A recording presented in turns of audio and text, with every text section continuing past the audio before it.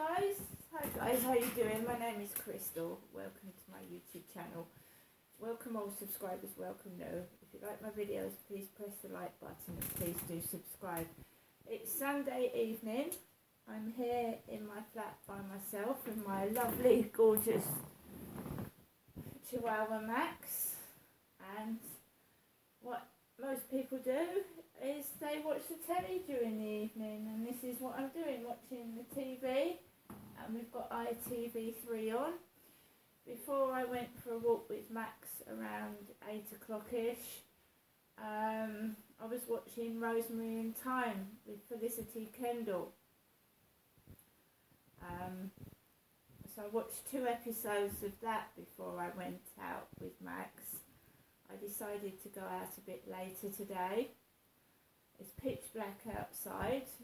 The tweet I got this morning mentioning that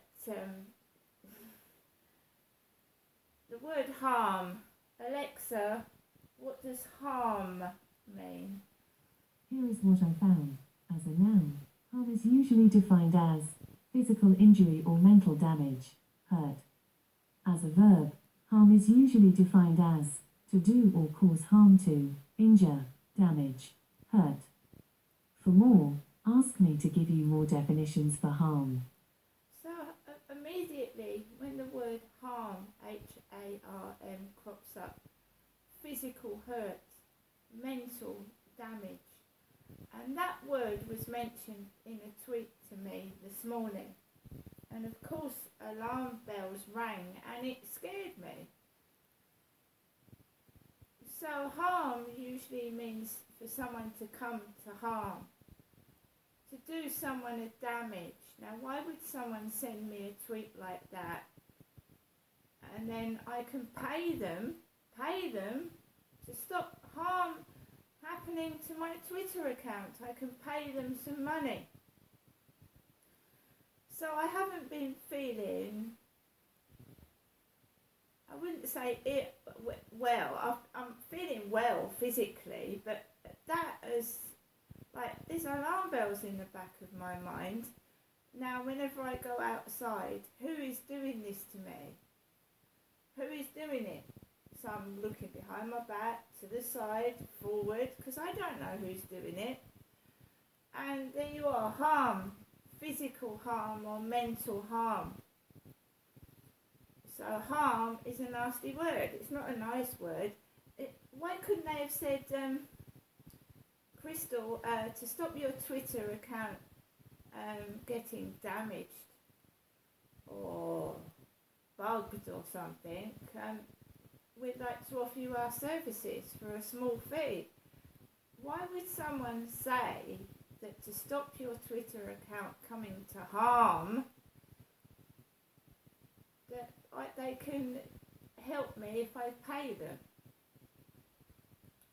That, you know, it rings of a protection racket, and I've watched it on the telly, right, where guys go into a shop and say to the proprietor,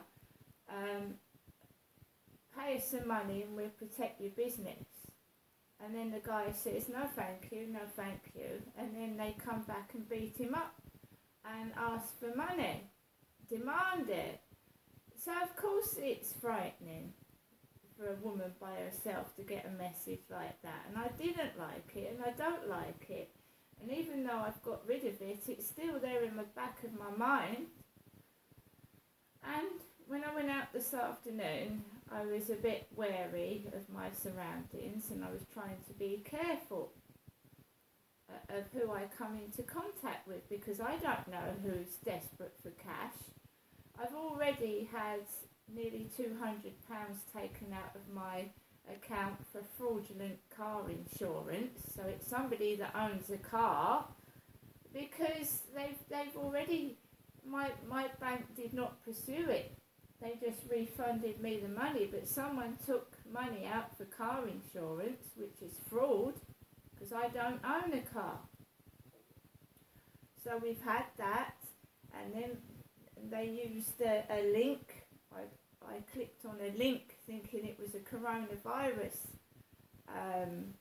test thing, and they managed to con nearly £200 and get away with it because the bank did not pursue it, didn't find out who it was, didn't investigate or anything. So it's somebody who's desperate for money, isn't it? I went for a walk around the fields this afternoon by myself with Max, and there was a few people about.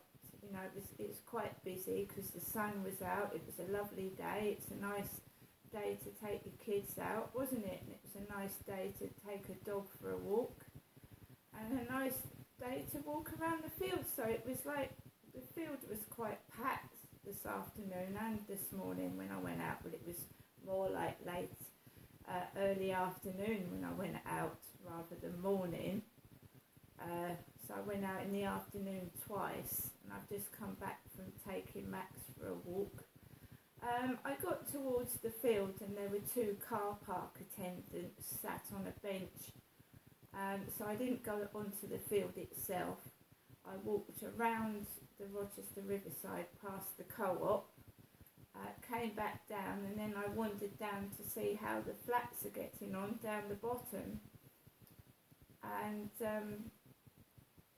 I don't own a car, so I've obviously just walked around everywhere, and I've come into my flat, and I've put the telly on ready for this evening, and settle down, make myself a cup of hot chocolate, and watch the telly and just chill by myself because I live alone.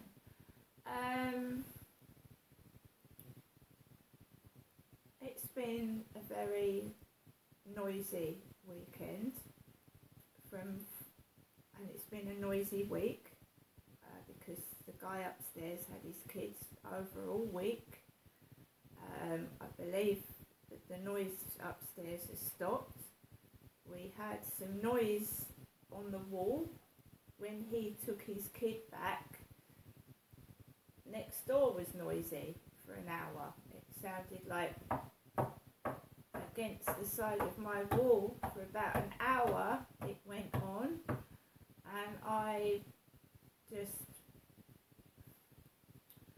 did things around the flat.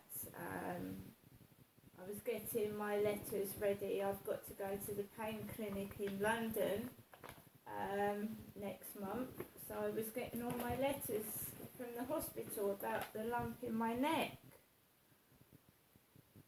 So to take to the Guy's Hospital in London, the pain clinic, because I've got this jaw face pain, and Dr. Newman referred me to the pain clinic in London, so if they can help stop the pain in my face and jaw and teeth that seemed to get triggered by a telephone conversation. That's what happened at Lansdowne Court. I used to take a phone call, and then I'd be in extreme agony after the phone call. This phone, this Samsung phone, came from eBay, and it was second-hand and used. And as far as I know, everything was deleted. I found some spyware on it, which I've removed manually myself. I've removed the spyware. There was an eye spying into my phone. I've restarted it, erased everything on it, but something doesn't feel right about the phone itself. So I'm going to see if I can get another phone at some point, but this has gone on with all my phones right back to when I started using a mobile phone, and my first provider was Orange, and my first mobile phone was from Argus, and it came with the SIM card already in the phone. So the SIM card, my first mobile phone, the SIM card came with the Orange SIM card already in the phone. It's already in there. I've had several phones since. I must have got through loads of mobile phones. I think we all have over the years. I mean, this is 2023. We're talking about 2006, 7, 8 onwards. How many phones I've had? That's, almost 20 years ago. I've had them in women's refuges. I had them in London in 2004 and 5. So I've got through some mobile phones, and a lot of them do come with the SIM card already in the phone.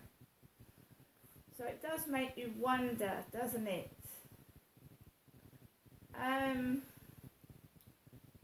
Coming on back to Rochester, a couple of years back, I met a guy called John.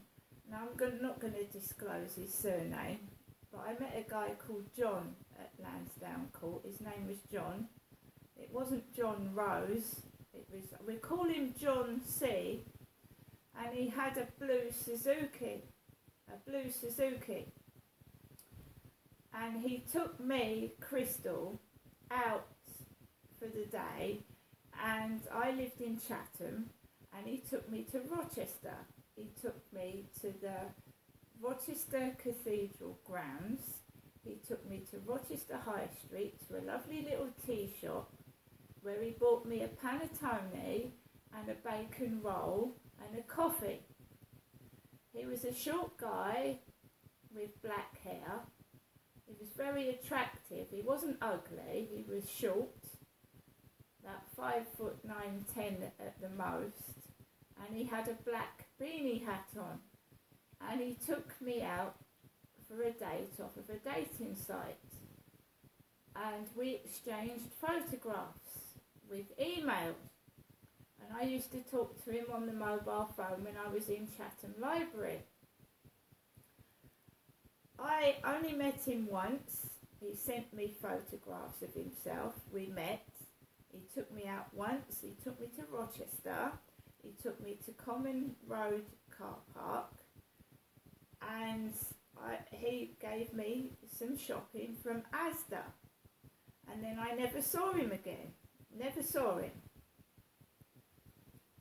And it's very, very strange that since then, flats have been built where John Callaghan took me, loads of them, and the money that must be been made out of building these flats. I met him once, never met him again. We exchanged photographs, we exchanged emails and telephone calls. He was an attractive guy. Like I said, he wasn't ugly. He was extremely attractive with black hair. And we met once, and I never saw him again. But I was taken to Common Road car park, where we sat for a bit there. It's funny, I've now ended up where John Callaghan near enough took me for the day. So I've just gone wandering around the bottom end where the new flats are being built, and I think you'll be able to walk into Chatham in the near future from Rochester, which will be good from right through this way.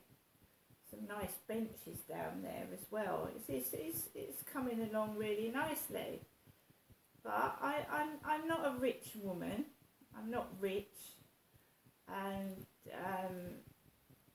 I know it's funny, the things taking the mickey out of me, and I can see the funny side of it, but I don't think I'm hugely overweight. I have endometritis, which is an illness which makes your stomach bloat up. It makes your stomach bloat up. And I think I've had it for a long time, and it's only just been diagnosed because I've had a bloated stomach for ages. Because the rest of me is in proportion, but my stomach is very, very bloated, and endometritis causes that, a bloated tummy. It's not stuffing your face full of sweets, crisps and cakes. It's a female problem that causes a lot of pain and agony as well as bloated stomach. I know it's kind of funny to take the piss, and spitting image takes the piss out of celebrities, And we all have to get used to, at some point, having the piss taken out of us. But not all the time. It gets a bit boring having the piss taken out of you all the time, doesn't it? Gets a bit like, go and find something else to do. Like I said, I'm broke. For the first time in many months, I was able to walk tonight without being badgered and annoyed, and I liked it. I liked it.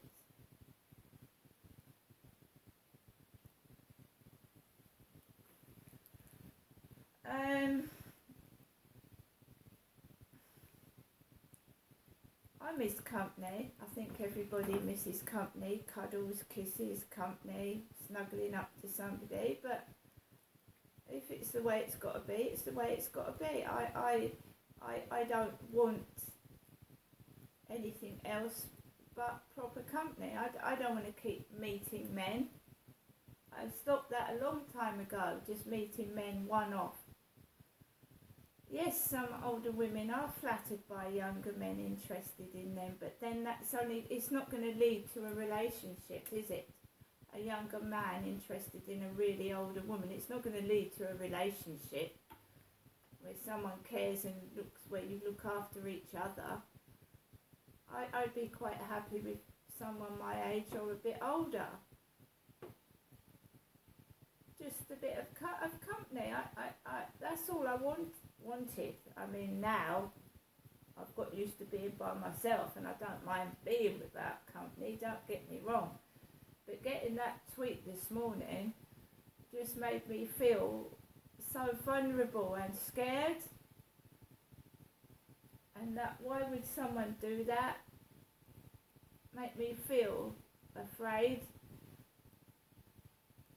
And knowing that the police won't do anything to help me because they never have. And nobody else will either. It's just sad that people have to resort to doing that to people because they're short of cash. And you know, it's not as if I'm a hard man. I'm a big hulk of a man and I can defend myself. I'm a woman, a small woman. And like saying, you know, you could come to some harm if you don't give us any money. I mean, that's going too far now to make me feel like I'm scared to walk down the street because I don't know who's doing it. And it's all right, people saying, oh, don't worry about it, don't worry about it.